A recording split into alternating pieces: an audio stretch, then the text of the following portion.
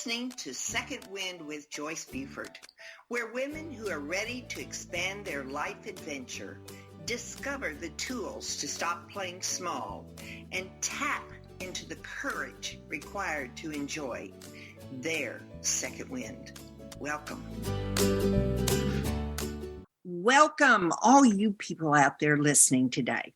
I'm so excited that you're here because one of the things I've always promised is you the best of the interviewees and the people that are making it happen in our world.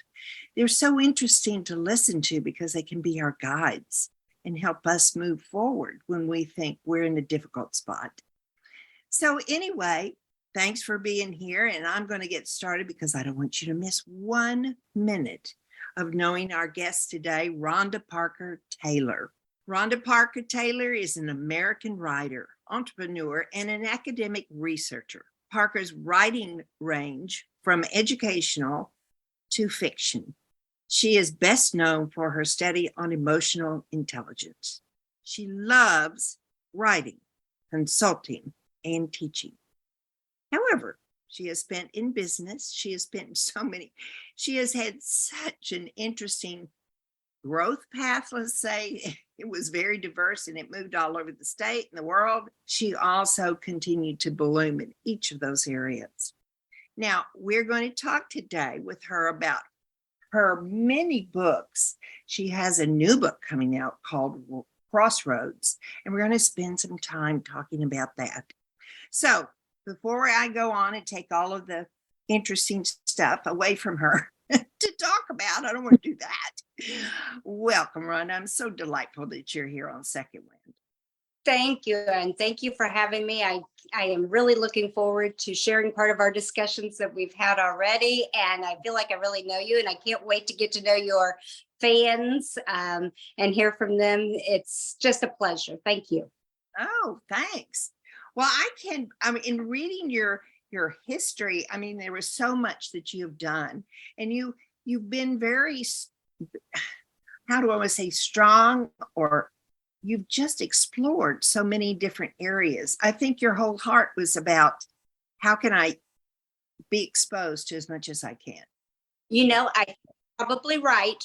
And my parents probably would agree with you. My dad used to say I was like a butterfly hopping from flower to flower. But that's sometimes what people need to explore their skills and their abilities, because each season has something different for you. Mm-hmm. Well, what was the first really shocker that you bravely went out to see? What was the first experience that you had? Was it when you briefly were in Texas? That would probably be one, because I was from a very small community, and I would say Texas was. I was 17 years old. I was the first female to go to college. I did have one brother that went to college. We're the first generation immigrant Poles, so we're the first ones that were born here. So, I had a little Mazda RX7. And I packed what could go in there. I didn't know a soul. And I went down and got my dorm. And so, yes, that would probably be the first adventure, and seeing something totally different. I'd always traveled vacations, but never lived any place other than Noblesville, Indiana. So, yeah, I would say that would be the first very large challenge for myself. Yeah, at 17, that's so young to break out of the mold that we get in and the safety of the spot. But you had a bigger, was it a dream? Yeah, I think it was there was just something else out there. I didn't know what it was. I was like, people would say, well, did you always read? And I was always reading differently. Like I would be reading encyclopedias, looking at the pictures of the world. And so it wasn't the McGuffrey drill books or the victory drill books that I was reading. I would be looking at these far away places and thinking, oh, I would be a Southern Belle, or I would be a cowboy, or I would be. And so I think that it was the wanting to explore the world and see what was out there. but you have had, you are a coach, so you have worked with people in helping them find their way and development. So when did you start writing to have that avenue to help your coaching people? Well, I started writing. I was in a position of leadership, but everybody was young, Mhm. 40. Mhm. And so there was not going to be any mobility upwards or downwards. And one day I did a typo, Oh, and I'd always had stories, and I come from storytellers. But I was mortified. I was like, I'm better than this. I could write. uh-huh. And so I started weaving in my own mind, what would you write if you wrote? And I actually, Crossroads, believe it or not, sat on my desk for 20 years after I wrote it, Wow. because I had to make myself vulnerable to Mhm. share it. Mhm. And I started writing it, and I learned all the processes of writing, and I continued to do the academic part of life and working. And when it came to letting it go, I would make half attempts at letting it go, and then it would sit there. And one day I was like, it's time. Well, I saw one of the books that I had written get eat off a floppy disk. And I'm like, okay, I'm looking at this stack of papers where I'm like, it's going to get eaten, and I'm going to have to type all 300 pages all over again if I don't do something. So I recently said it's time for that one to be released. I've written academically for a long time, but this was the first time that I let the fiction and the characters that I had created on my own, that wasn't research, surface into population where other people could share the same thing and maybe enjoy and learn from the adversities that Paris, the main character, has in it. Is that, are you referring to Crossroads? Yes. So tell us a little bit without giving it away, of course. Oh, sure. the- So about your book. I would love to. Crossroads is a fiction suspense novel based out of Indianapolis. It came into fruition as far as a storyline when I was working with youth in Indianapolis, and I would go into court systems and see how they worked, or crime watch meetings, and see how sometimes the system just wasn't supporting them the way they needed to. But at the same time, the adversity that people were going through a lot of times didn't have anything to do with that system. So it was the clash of the two that makes it such a good suspense, because you really don't know why some of the activities are happening. She is the main character is a workaholic. She works in the banking community. Her thrive is to keep on moving up. And meanwhile, people are dying, getting sick all around her, and she doesn't know that she's totally out of touch. She doesn't know that she is the target, because she's running around trying to keep all the balls in the air. How many times did people in your audience have so many things going on, and they're holding those balls and they're hitting them up like a game, and then something drops in the middle and they don't know? Well, in her case, what drops in the middle is she gets called for jury duty for a murder of a 15-year-old girl that's been stabbed 72 times. Oh, And my. she's a woman. So she's not prepared for trying to do this extra activity while everything else is going on. Right. Oh, that sounds interesting. Yeah. So when did you first start writing? This, of course, you've been writing for years, but when did you first start, and what was the reason for that? Why did you feel like you wanted to put down on paper? I think the very first knowledge that I remember and memory that I have of writing was a journal. Mm. And the teacher told me to write about the first memory that you could ever have.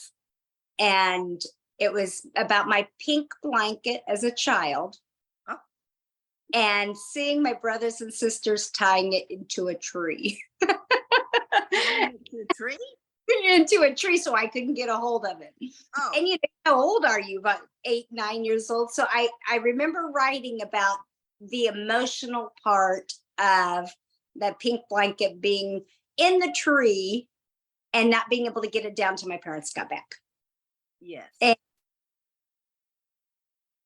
I think that emotional part of life, everybody can write about and bring their own story to life. And everybody has a story in it. And it's those emotional ups and downs that bring you joy, sadness, and even sometimes in the sadness, there is joy because you learn how to handle those sad events with your whether it be siblings, peers, or at work.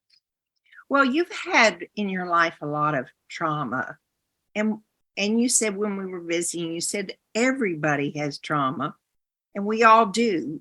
Some seems a little more drastic than others, or holistic or horrific than others to me. I mean, there are those people that just seem to go through facing some really hard things like early death, family members dying early, loved ones dying early, and just things that challenge us. I mean, it's hard to put our lives back together when they're immediate families. Mm-hmm. So I know that in my own life, somebody, this is quite funny, having been a coach, somebody said to me when I was facing the loss of my ex-husband by death, I was grieving, and I was like, oh, why am I like this? And somebody said, well, you just need to start writing. Now, really, wouldn't you think I'd know that going forward? But writing is the secret to so many things. It's therapy. It identifies your emotions when you can't. And it also allows you an access to your soul. Because even in adversity, there is joy, a death, there's birth. You know, typically in every family, when there's a significant other that has passed, if you handle it with grace with them, you know they're going to be okay. You know, it's you that's left with the grief. But then shortly after, there's always a season of spring. You know, and that spring not only brings pleasure, it brings the joy, it brings your life back. It's like bathing in the sun again. And you will always still have that grief, or you will always still have, you know, that disappointment or whatever that adversity is. But you have to consciously honor yourself, one, because you survived it.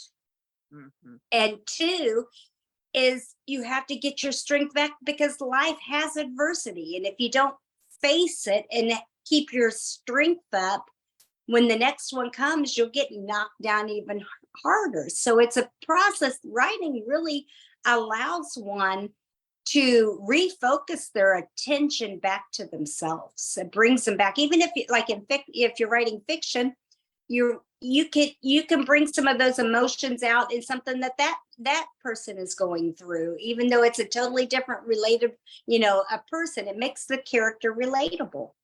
If it something for your coaching, maybe a plan that you're putting together, then you can identify things that you're not doing. An example from my life is I preach all day long, you know, you become life balanced. And I'm thinking, I'm balanced. And then I really had to look, well, where's the joy then if you're so balanced? And I realized my home time was watching TV.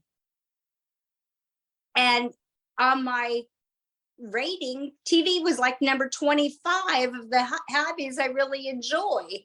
Right. And I had to reprioritize some of my enjoyment to include more outdoor time, cooking, the things that brought me music. Music is higher than TV for me. So everybody has their thing that brings the relaxation, but you learn every time you put a plan together, every time you put your budget together, because that's writing. Every time you put something down that's concrete, it commits you. Yeah. You. You speak about overcoming learning struggles. What are you specifically talking about there? Well, everybody has challenges learning wise, or some people may have been diagnosed with a disability, or maybe a learning or behavioral challenge. I was never diagnosed with it, but I can say I probably have ADHD. I probably have a couple diagnoses as far as that's concerned. But when you learn what your challenges are and begin to thrive in them, you gain not only self-worth, but self-identity. You've realized that you can overcome anything. For me, I was never academically a thriver in high school or elementary school. And it took a 98-pound teacher that said, you are going to pass this English proficiency test and graduate. You're just going to.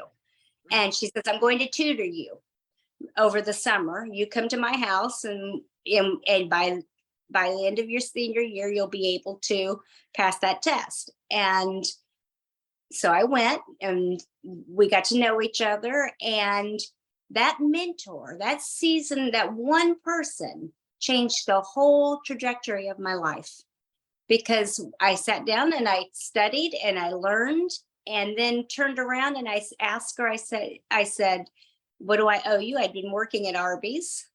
And she wouldn't take a penny. And she said, my fee will be you succeeding.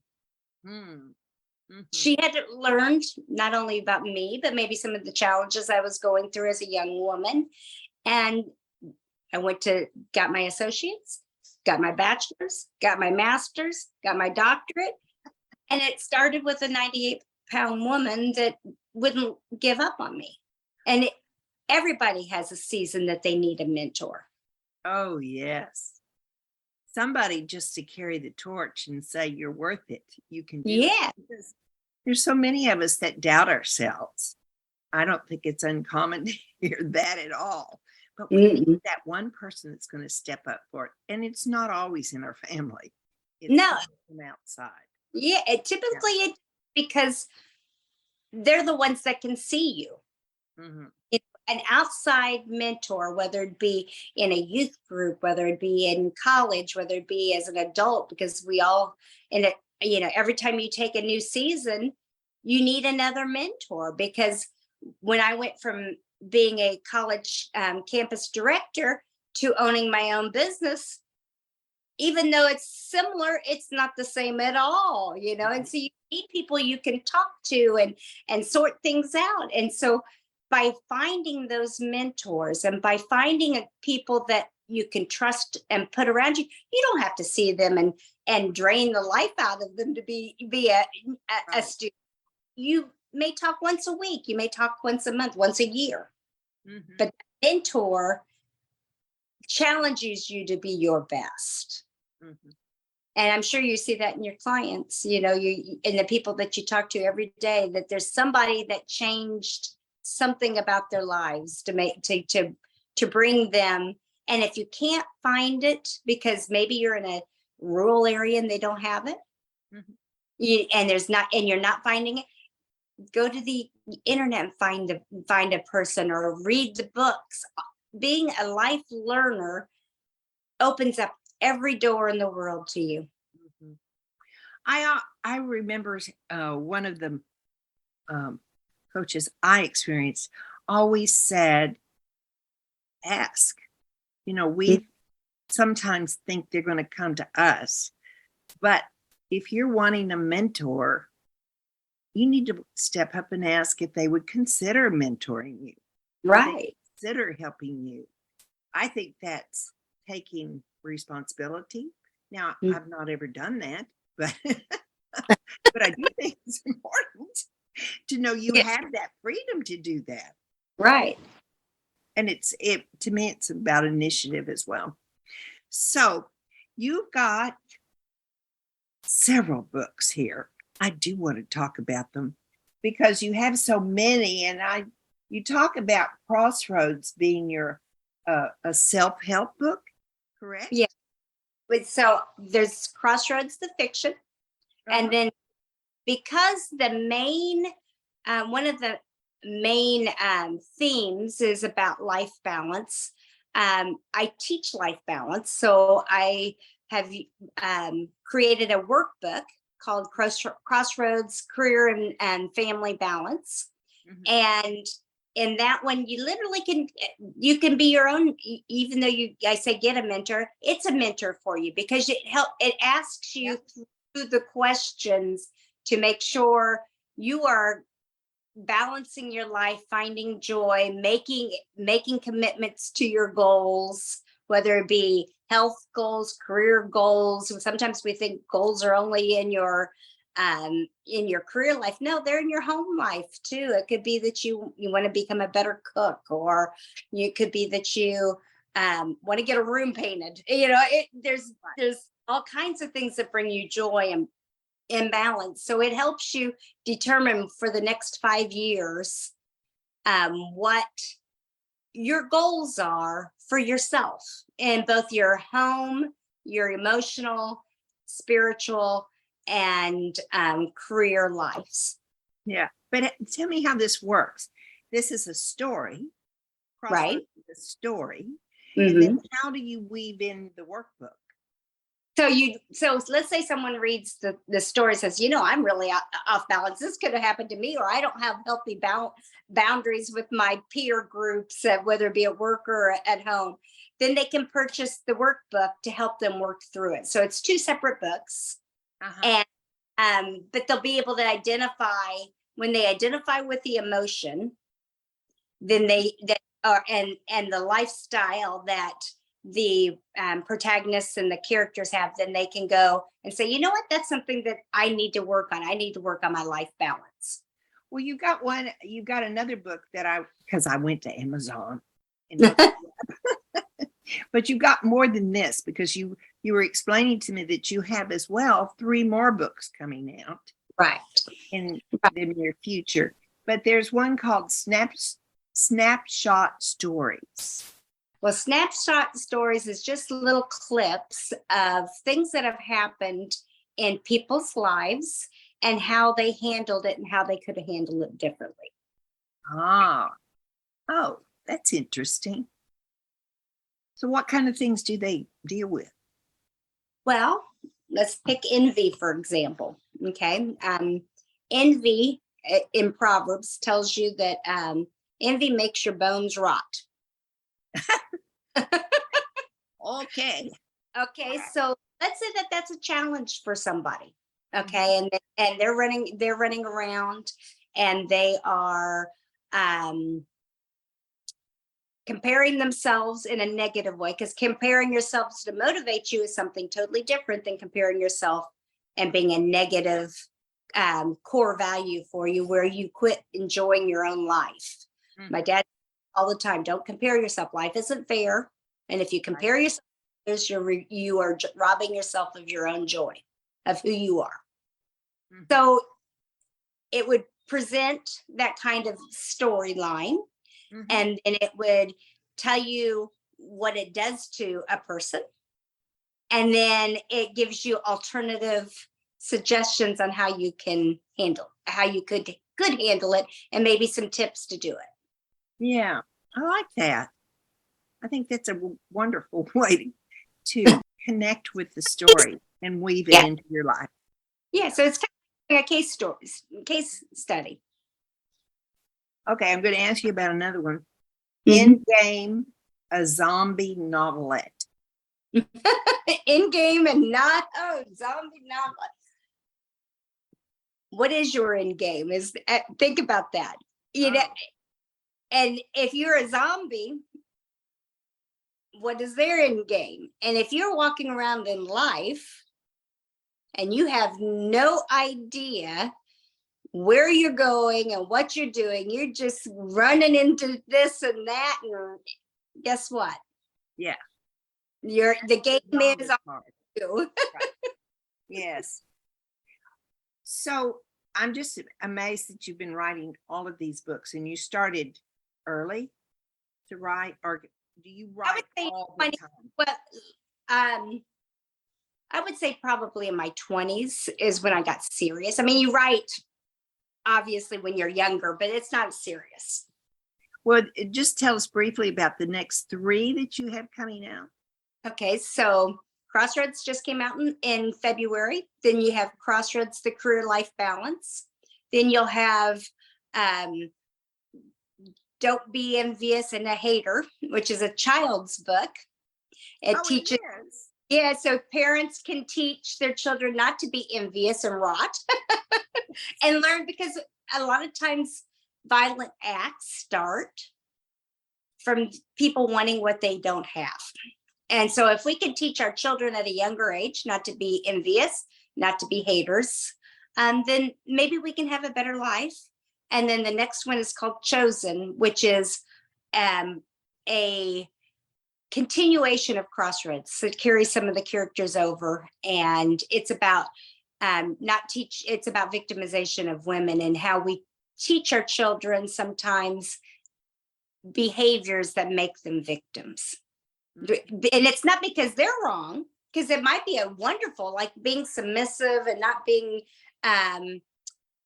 aggressive. I mean, that's not a bad quality. And we think, oh, we should teach our children that. But at the same time, if we're teaching them not what life is, then they're going to be picked by a person to because they think they're weak. Mm-hmm. And that's one of the reasons people get victimized, is they're not aware of their environment. And we teach ourselves sometimes safety shows that you don't trust. Counting money means, in front of people is rude. Some of these behaviors, but it also means that you can be victimized. Do you talk much about values? Well, I do it in a roundabout way. Okay. I showed the examples of what those behaviors are. Mm-hmm. And then by the end of it, the value is there, and the characters are faced with what has happened because the value was not honored. Mm-hmm. So like in Crossroads, envy is the motivation. Mm-hmm. Started out maybe with anger, and Proverbs, it says that anger is cruel, mm-hmm. but you can get over cruel. Mm-hmm. But envy makes the bones rot. Well, it's saying that envy, above all other of those emotions and those behaviors, is the one that actually is like a cancer that spreads and it destroys. Mm-hmm. So each one of them has a value purpose statement that at the end they're faced with, wow, if I had only, this would not have happened. When you sit down to read, do you have any favorite people, authors that you tend to read? I read everything. I don't think you have much time for reading. Yeah, I read everything, believe it or not, especially being research. But the last book I read was How the West, or it was the 1800s history of the West. But favorite authors, I love Coots. I mean, it's suspense-wise, Coots, Agatha Christie, Stephen King, I can read, but it's a little bit too detailed. I like a light reading. And then when it comes to like just wanting to have a good feeling, Daniel Steele, a light reading that just has a good ending each time, typically, that makes your soul swell. Anything, but I even like to read journals, because journals learn a lot. you learn, it could be anything from business marketing, best practices to nursing best practices on how to beat diabetes or because you learn so much about, oh, wow, I didn't know that. I didn't know there's oil wells in Illinois, whatever it is it is that you're learning. It's interesting sometimes how we spend, but I noted in preparing for this, you used to like to read the encyclopedia. Oh yes, I still do. If they were on my shelf right now, I'd still be going through those pictures and reading. And I think it's because it showed worlds that you don't see. You don't even think about seeing. I mean, you could open it up and it could be a whale, but I've been on whale watching now that I'm adult, but it could be, you're learning something about the whales or the penguins or the, whatever you open it up to is a whole new journey in life. Now I'm trying to look here because you've traveled extensively in the United States, around the world. So is there purpose or reason that you go to a particular part of the countries? Is it usually for work, or do you have the time to have that pleasure? And if you did, where would it be? It's the adventure. It's full out adventure. If it's Vegas, it's to have the thrill. If it's Greece, it's to see how the Athens lived. I would love to go. If I had my dream, I would go on the archaeological digs and see all the stuff that nobody's seen and see them pull it out. It's about the thrill. I'm not good with like jumping out of planes. I would like to think I could. I'm with you. I would still jump. I would love the thrill of it, but Right. they'd be me out because my parachute's going to kill them all because I won't jump. I don't have that inner kill in me to do it. Same thing with I love skiing, but I was a bunny slope queen. I didn't go. Yeah. I didn't go much further unless my family guided me down. Yes, yeah. I went just recently in the last 2 months to Jordan. Oh, I went to see Petra, which Mhm. I thought was unbelievable. I mean, just the color of the sandstones were fascinating, but just to see it. But what really got me was wrapping my mind around how old this was. Isn't that amazing? Civilizations. I mean, Right. and caves, and it was all so different. Then they'd have a amphitheater, and it was just such an interesting experience. It is. I mean, when you go to some place that has that much history, and you realize just how small of an ant you are. Because you realize just how big and broad and wonderful and how ingenious humans have been. We can say that we're advanced, but you look what they've put together, whether it been 10,000 years, 100,000 years, and you look at it and you think, how did they do it? And they didn't have a computer. That's right. And they didn't have a shovel either. No.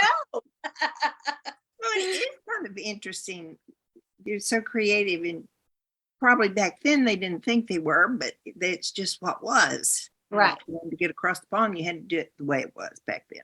Anyway, I'm such an advocate of traveling and seeing the world, because it really does. If you can, it's a wonderful way to jolt your brain into a whole new environment.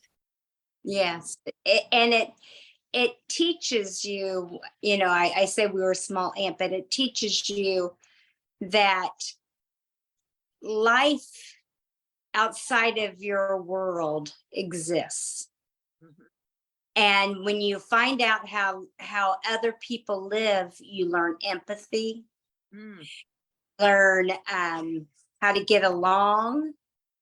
You learn different cultures and why it is important to them.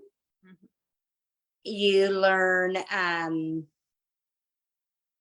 that you might even like some of the cultures, Mhm. you know, whether it be the food, the music, the vibe, whatever it might be. You learn so much when you travel, and it opens up a window into the world's soul instead of just your. It's not Mhm. so inclusive of just this is the way I do it, and this is why I do it, and I get up and I eat and I do this, and then I go do this, and then all of a sudden you're on this wonderful adventure, and there's a camel. Now, when do you see a camel unless you go to a zoo, or you see a bear, or you see a pyramid, or the Athens goddess, Yeah. or you go to a museum and you see it all in one place. Yes. And England's great for that. If you want to see a good, a good museum, you go and you see everybody's world. But for those listening that go, oh, I can't go that far or have the budget to go that far, there are so many interesting journeys you can take in your own neighborhood, in Oh, your town, in the town not too far from you. We're very close to a historic area, Tyler is. And so you can go over to Jacksonville and see a whole different time just by going to some of the simple things in that town. You can go to mhm. Dallas and see the lights of the city and scary traffic. It is busy. That was when I was in that area. They had a storm for the first time, like in 100 years. I don't know how many years really, but I stayed off the roads and laughed because I'm from Indiana, Mhm. and watched everybody slam on their brakes and fly into each other. And you don't want anybody to get hurt, but it's like, oh, my dad taught me that at 16. Don't slam on your brakes. No, you do. In your own city, you can find, or just around the corner, a park, Ah, uh, a museum, a zoo, just something different every day. If you find something to smile about, a squirrel that's doing something funny can bring you more joy than um, not experiencing it at all if you sit there and really pay attention to the world around you. well, we are approaching the end of our time together. Mhm. So, Rhonda, I did give you a little insight into.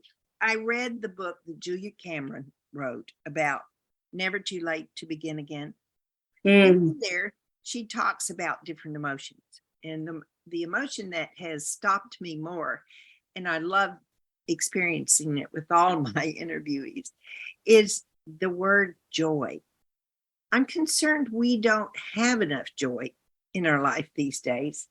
And because of all the things that are going on nationally as well as in our neighborhoods.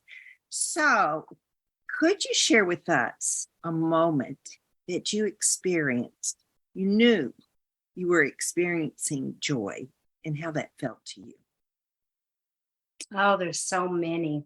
The one moment that came to my mind as you were talking about it, and it was something so simple that anybody could could do it, as I was driving, and it was a time where I was caring for an elderly father, Mm-hmm. and you're tired, and you're facing, the fact that your last parent is leaving, Mm-hmm. and I was at a light, and a black bird with red wings landed on my mirror of Was my it car. unbearable? Oh, your outside mirror. Sorry. Okay. Yes. With you. Yep, the outside mirror. And I looked at it and I knew at that moment everything was going to be okay. And it was that one fleeting second of Mm-hmm. seeing the bird on that mirror that I said, that's my dad's bird. Mm-hmm. And I knew that everything about that bird from here on out would remind me of him. And sometimes when you're seeking joy through inspiration, Mm-hmm. you can find it in nature, in people, in yourself, in TV shows, in your cooking. It doesn't matter what it is. That joy will enter your heart and provide you the light to get over that adversity, and bring you to a point that you're going to say, if nothing else, and you're going to laugh at me about this one, be like Frosty the Snowman and just keep on walking. Put one foot in front of the other, and then soon you'll be walking out the door, and that joy is just there, and you can make it through and find that inspiration. Consciously celebrate yourself for being there and handling your business and being committed, and find pleasure in everything. Even in death, you can find pleasure, because you can find the fact that you were able to be with that person, and enjoy that love. And so I would say joy for me is every moment that you can find that inspiration to keep you up on those feet walking, and be consciously aware that you are not only a survivor, but you're thriving in. I think about that. Was very unusual that bird came to sit on your I know, and I have a picture. I took a picture. What? I took a picture. I did. I took a picture. He's on my Facebook, because it's like, I even had to go in, and I'm like, Dad, you won't believe this. I'm coming down to see you and feed you, and this bird. And he's like, and I had to tell him all about the bird, and it brought him inspiration. And that's one of his favorite birds. And he told me, I said, well, maybe it was grandmother. What can you say about it? It's like, it was the inspiration for the day to get me through a hard time, and we both enjoyed it and laughed, and it brought us both joy. Right. Yeah, that's a beautiful story. I like that one. I'd like to take it. I'll remember it for sure. Because and how simple it was that it just happened. It just came. Yeah, it just came, and that's what most inspiration is. You don't have to go. You can seek it out if you have to, but a lot of times it's just something simple that comes. It could be a nickel that's on the ground, and it just got your focus back, and because you went to pick it up, and it's like, oh wow, I was often, thinking about negative things. It could be anything. Yes, sir. I was walking out in the parking lot the other day, and there was a penny on the ground. And why is it? Doesn't matter the value. It's just you kind of go, oh, where'd this come from? Right. The person's missing it, but I'm going to take it because they're gone. But it does for some reason. It just brings you a little lift. Things. It refocuses your energy. You see it, and you're like, I found something lucky. Yes, and heads up. It was heads up. up. Yep, heads up. All right. The last question is: give 3 tips to help others create joy in their lives. You've done that through your share, but can you just reiterate those again? Sure. I would say, well, first, like I said, actively seeking inspiration, and being committed to mastering joy. You can be committed to mastering negativity if you want to, but if you're committed to mastering joy, you'll find it in something. And don't let sadness and adversity block your joy. Just because you're going through a season of adversity of whatever it might be, it can block your joy too.